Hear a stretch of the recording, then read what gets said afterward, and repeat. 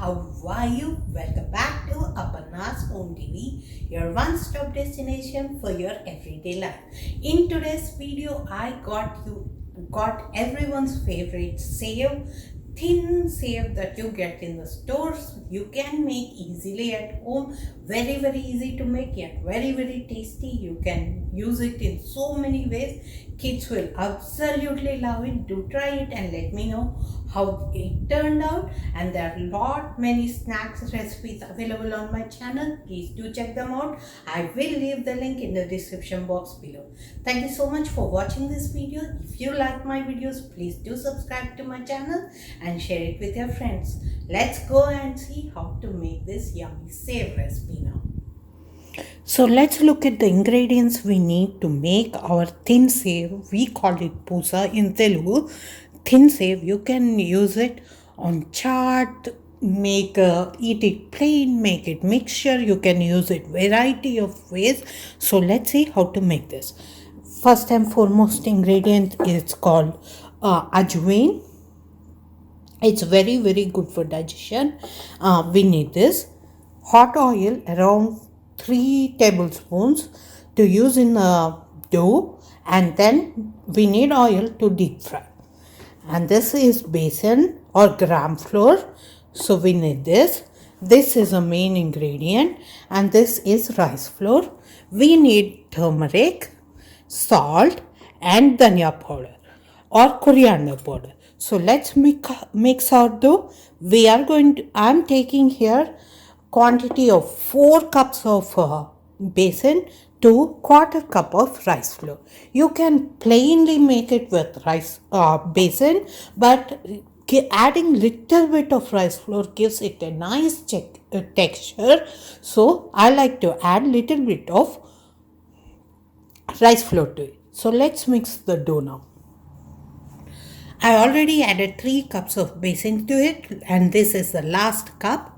And we are going to add quarter cup of rice flour. Just gives like nice texture to our save. So don't forget to add little bit of, I'm adding quarter cup, that's it. Quarter cup of rice flour, and then goes in our around little bit more crushed, around a quarter teaspoon of crushed ajwain. This is really good for digestion. Salt to taste. Add salt carefully. You don't need much salt. Here I am adding around 2 to 3 teaspoons should be enough. And then goes in our turmeric. This gives nice color and taste to it. Around half teaspoon. And coriander powder also adds nice taste to it. So I like to add it 1 teaspoon. That should be enough. And mix the dry ingredients first.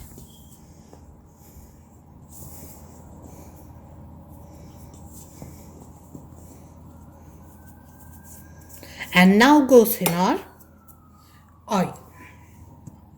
Oil should be hot so that you will get nice crispiness to your pusa or save.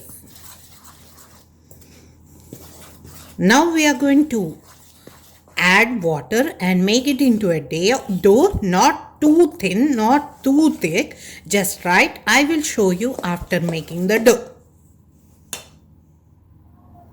This is the consistency we are looking for, and we also need to add a pinch of baking soda so that we get nice crispiness to our pusa. That's pinch is enough. You don't need too much. Just mix everything.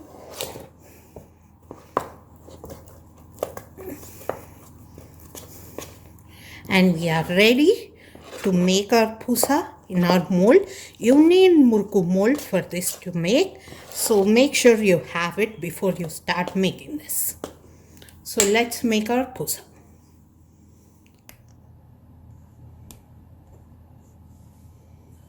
So murku press is ready here. This is how it looks. Just oil it. Oil is also heating up on the stove. I kept it on medium heat. It should be good hot enough to drop your pusa in or save in. And we are going to put the plate in like this. Just like this. And we are going to use the spoon to fill our batter in here. I'll show you how. Just take the batter and just fill it in. After every batch, you need to take out the entire thing, wash to remove any impurities like anything that's stuck to the holes, and then fill it again. That's how you need to do it for the effective murukku press to work. And this is it. This is how we fill it. And now we'll keep the lid on.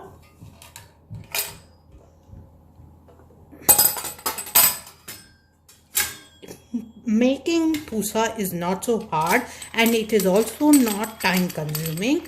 It will happen very quickly. So you can make the whole of that batter within half an hour to 45 minutes. It will be ready. It won't trouble you at all, and it will be very tasty.